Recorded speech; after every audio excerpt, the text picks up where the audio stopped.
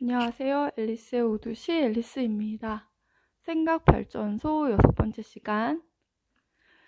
내게 증거를 보여줘. 본보기 라이프니츠 이야기입니다. 어떤 종류가 되었든 근거를 대며 자기 주장을 펼치는 데 있어서 가장 중요한 요소로 꼽히는 것 중의 하나가 바로 본보기다.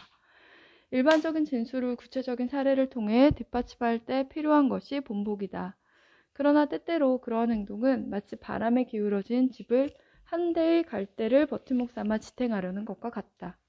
개개의 본보기들은 잘해야 일반적 진술을 그렇듯하게 만들 수 있을 뿐 그 진술의 사실성을 담보하는 증거로 삼을 수 없기 때문이다. 노새는 새끼를 낳을 수 없다는 말은 널리 알려진 얘기지만 그렇다고 하더라도 본보기들을 통해 그 말의 궁극적 사실 여부를 확인할 수는 없다. 본보기의 수가 아무리 많더라도 마찬가지다. 그에 반해 단 하나의 반대 본보기만 있어도 그 말은 사실이 아닌 것으로 반박되어 버리고 만다. 2002년 가을, 바로 그런 일이 뉴스로 보도되었다. 모로코의 한 마을에서 암컷 노새 한 마리가 건강한 수컷새끼를 낳았다는 소식이었다. 이제 과학자들은 그 노새가 어떻게 유전적 장애를 극복할 수 있었는지 연구하고 있다. 그 결과가 나오기 전까지는 우선 이 정도로 만족하기로 하자. 그러니까 자연은 때때로 제 스스로의 법칙을 깨트리는 걸 좋아한다고 말이다. 그런 까닭의 일반적인 말을 입증하는 본보기들을 아무리 많이 들이민다고 해도 엄밀한 의미에서는 믿을 수 없다. 깜짝 놀랄 만한 예외적 사건은 언제나 터질 수 있다는 사실을 늘 염두에 두고 있어야 하는 것이다. 시험대에 오른 명언들. 포괄적인 내용의 말일수록 더 명쾌해 보인다. 게다가 유명한 철학자가 한 말일 경우 특히 더 그렇다. 그렇다고 하더라도 여러 가지 본보기와 반대 본보기들을 통해 그런 견해가 어디까지 사실에 부합되는지 어림잡을 수 있도록 힘써야 한다. 널리 알려진 가르침 중에도 이런 반증을 통해 보기 좋게 무너져버린 예들이 많다. 이를테면 루드비히 비트겐슈타인의 다음과 같은 말이 그렇다. 내 언어의 한계는 내 세계의 한계이다.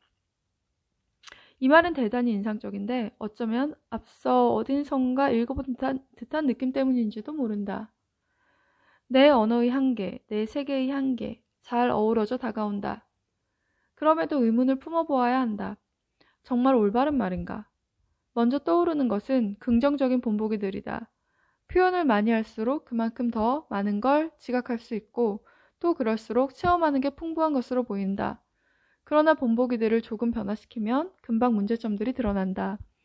아직 말을 전혀 하지 못하는 아주 어린 아이를 떠올려 보자. 위의 원칙이 이 경우에도 통하는가? 그렇지는 않을 것이다. 어린이 전문 심리학자들이나 교육 상담가들이 잘 알고 있다시피 어린이들이 말로 전하지 못한다고 해서 사물을 지각하지 못한다고 생각하면 오산이다.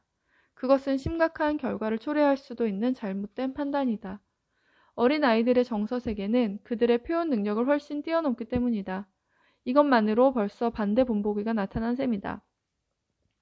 따라서 비트겐슈타인의 태제는 본보기들에 담아보면 대단히 문제가 많은 것으로 드러나고 만다.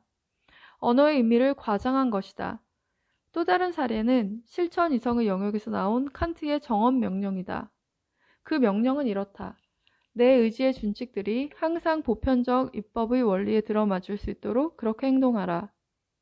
편치 않은 어법에다 준칙이니 원리 같은 어려운 낱말들이 정교하다니 인상을 준다.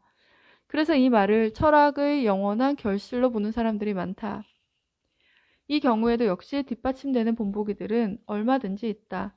이를테면 다른 사람에게 무얼 훔치거나 사기치지 말아야 한다는 건 실제로 그래야 하는 것 아닌가?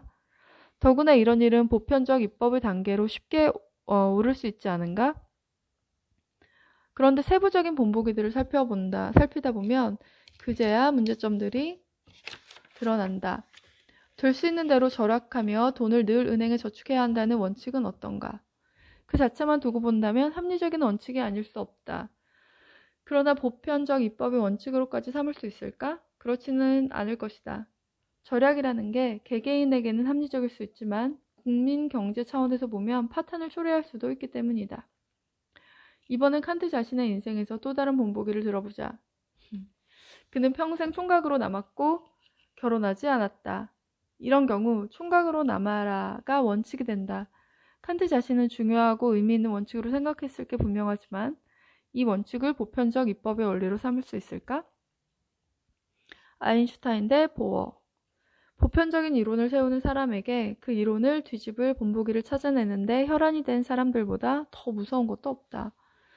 그리고 보편적 성격이 강한 이론일수록 그런 반대 본보기들을 찾아내어 그 이론가를 공경에 빠뜨릴 수 있는 기회도 그만큼 많아진다. 그런 반대 본보기들로 공격하는 것은 공격하는 이나 공격받는 이 모두에게 특별한 기회가 될 수 있다. 반대 본보기가 먹혀들지 않는다는 걸 보여주며 공격을 막아내게 되면 쉽게 허물어질 것 같던 이론이 그 사건을 계기로 엄청나게 강해진다. 특정 이론이나 특정 입장을 대표하는 사람들에 대해 끊임없이 이야기하고 그 이론을 뒤집기 위한 반대 본보기를 제시하는 경우가 많은데 호전적인 부족 내에서는 상처와 흉터가 곧 끈질긴 생명력과 전투력의 표식으로 통하는 것처럼 그런 사람들에게도 유사한 모습을 찾아볼 수 있다. 오래전에 과학사의 한 페이지를 장식했던 양자역학을 둘러싼 토론에서 위험한 반대 본보기들을 이용한 공격이 있었는데 이 경우야말로 교과서 같은 사례라고 하겠다. 그 토론의 무대에는 물리학자 학술대회, 그러니까 학술회의, 그러니까 1927년에 열린 제5차 솔베이 학술회의였다. 논쟁의 당사자는 양자역학이 잘못된 것이라고 확신하고 있던 알베르트 아인슈타인과 양자역학 이론을 세운 볼프간 파울리, 베르너 하이젠베르크, 그리고 닐슨 보어였다. 아인슈타인은 아침 식사를 하면서 매일같이 세 사람을 만났고 양자역학 이론에 대해 의심 가는 점들을 지적했다. 그러고는 늘 그 이론이 틀렸다는 사실을 입증할 모종의 실험을 고안해내곤 했다. 한편 파울리와 하이젠베르크는 아인슈타인이 제기한 이 일을 받아들여 참고하긴 했지만 그 이상은 개의치 않았다. 그러나 보호의 경우 이를 심각하게 받아들여 하루 종일 반박할 논리를 궁리했다. 그러고는 저녁 식사 자리에서 매번 아인슈타인의 논거를 무력화시켰다. 그러나 아인슈타인도 그대로 물러서지 않았다. 3년 뒤 제6차 솔베이 학술회의가 열렸을 때였다. 아인슈타인은 빛의 알갱이인 광자상자를 이용한 실험으로 양자역학의 기본 바탕이 되는 불확정성의 원리를 뿌리째 뽑아버릴 생각이었다. 아인슈타인이 그 실험을 발표하자 보어는 아인슈타인의 실험에 있을 수 있는 생각의 오류를 당장 찾아낼 수 없어 흥분 상태에 빠지고 말았다. 동료 한 사람이 이를 두고 나중에 이렇게 썼다. 보어에게는 말 그대로 대단한 충격이었다. 그날 저녁 내내 그는 극도로 불안해하면서 한 사람 빠짐없이 찾아다니며 아인슈타인의 말이 옳다면 그것은 물리학의 종말을 의미하는 것이라고 결코 아인슈타인이 옳을 수 없다고 설득하려 애썼다. 그렇지만 결정적인 반박의 논거를 내놓지는 못했다. 그 두 명의 주인공들이 클럽을 떠날 때 보여주었던 표정을 나는 평생 잊지 못할 것이다. 대가다운 미소를 입가에 머금은 아인슈타인, 그리고 그 옆에서 몹시 흥분하여 종종 걸음을 치고 있던 보어. 바로 그 다음날 아침 대단한 성공이 보어에게 찾아왔다. 보어는 아인슈타인의 논리 속에 들어있는 오류를 마침내 발견해냈던 것이다. 그 주장을 반박하면서 보어는 얄밉게도 아인슈타인이 바로 얼마 전에 발표한 일반 상대성 이론의 원칙들까지 동원했다. 이 승리를 계기로 양자역학의 위상이 한껏 올라가게 되었다. 양자역학은 그 이론을 반박하기 위해 고안된 교묘한 실험 장치를 버텨내고 마침내 승리한 것이다. 물론 아인슈타인이 스스로의 패배를 그대로 인정한 건 아니었다. 죽을 때까지 그는 양자역학은 잘못된 것이라고 믿었다. 도박 같은 예언. 보통 본보기라고 하면 어떤 태제가 옳다는 걸 뒷받침하기 위해 끌어들이는 사실을 말한다. 그렇지만 그보다 더 인상적인 입증 절차도 있다. 이 절차는 예언을 적중시킬 때 쓰인다. 이 경우 자기 자신의 태제를 위해 그때까지 전혀 알려지지 않던 본보기들을 내놓게 된다. 마치 어린아이가 요술봉지에 손을 집어넣었다가 뺄 때처럼 전혀 모르는 것을 부여잡는 것이다. 그런 다음 미리 말해두었던 걸 정말로 끄집어내면 사람들의 주목을 받고 인기를 얻게 된다. 자연과학은 바로 이 절차를 자체 방법론의 바탕이 되는 필수 요소로 삼고 있다. 그래서 어떤 이론을 평가할 때에는 그저 이미 알려진 사실들을 포괄하는지의 여부만 따지는 게 아니라 그 이론으로 새로운 사실들의 확인이 가능한가를 따진다. 러시아의 화학자 드미트리 이바노비치 멘델레예프는 자신이 만든 화학 원소들의 주기율표를 이용하여 아직 발견조차 되지 않은 원소들을 예언했는데 이때 사용된 절차 역시 마찬가지다. 그가 살던 당시에는 그의 주기율표에 몇 군데 구멍이 있었다. 멘델레예프는 그가 얼마든지 이런 식으로 말할 수도 있었다. 그래 좋아. 내 주기율표는 그저 배열의 도식일 뿐 완벽할 필요는 없어. 그러나 그는 이렇게 선언했다. 이 주기율표는 하나의 절대적인 법칙을 바탕으로 하고 있으며 빈 구멍들은 우리가 아직 알지 못하는 그런 원소들이 들어갈 자리다. 이 예언은 도박과 닮아있다.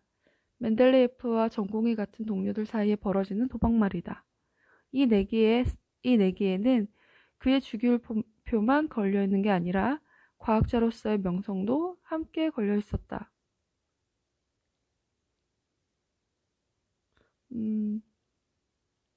그런데 멘델레예프가 예언했던 원소들이 실제로 발견되자 그의 주기율표의 위신은 눈에 띄게 높아졌다. 그래야 멘델레예프는 그와 동시에 혹은 그보다 앞서 화학 원소들의 주기율표를 발표했지만 너무나 조심스러운 나머지 밝혀지지 않은 원소들에 대한 예언은 차마 그 표를 쓰지 못했던 다른 5명의 화학자들에 비해 결정적으로 유리한 고지를 차지하게 되었다. 예언과 결합한 증명은 심리적으로 강한 효과를 발휘한다. 그러나 아무리 성공적인 예언이라 하더라도 일반적인 이론을 결정적으로 입증할 수는 없다. 그저 본보기의 범위를 넓혀줄 뿐이다. 본보기와 근거. 아리스토텔레스는 자신의 책 수사학에서 본보기는 그저 대중적인 논쟁에서나 쓸 일이며 철학자들과 이야기할 때는 본보기를 드는 게 아니라고 했다. 그런 경우에는 논리적인 근거들을 가지고 풀어가야 한다는 것이다. 수학의 힘을 빌어 본보기와 근거의 차이를 밝혀보기로 하자. 홀수들을 차례로 더해 나갈 때 그 값에서 나타나는 다음과 같은 규칙성은 모두 알고 있을 것이다. 1 더하기 3은 4, 1 더하기 3 더하기 5는 9, 1 더하기 3 더하기 5 더하기 7은 16. 홀수들을 차례로 더해 나갈 때 그 값은 2부터 차례대로 나오는 숫자들의 제곱과 같다. 즉 4는 2 곱하기 2, 9는 3 곱하기 3, 16은 4 곱하기 4, 25는 5 곱하기 5. 이러한 현상은 언제까지나 똑같을까? 수십만 번 계속해서 계산하다가 어디쯤에선가 이렇게 말할 수 있을 것이다. 그래 좋아. 이 정도면 본보기는 충분해. 그러나 이런 식으로는 완전하게 만족할 수 없는 법이다. 그 근거를 파헤치고 나서야, 그러니까 어떤 이유에서 이 같은 규칙성이 생겨나는지 확인하고 나서야 비로소 문제를 정말 이해할 것이라 할 수 있다. 그러고 난 다음에야 연역적인 증명 절차가 해당 규칙성에서 겉으로 드러나는 지식을 얻게 될 뿐만 아니라 보다 깊은 이해까지 이르게 된다. 물론 그런 식의 증명 절차는 무척이나 성가시고 불편하다는 단점도 있다. 숫자들의 순서, 즉 수열의 경우에도 그 점은 별로 나을 게 없다.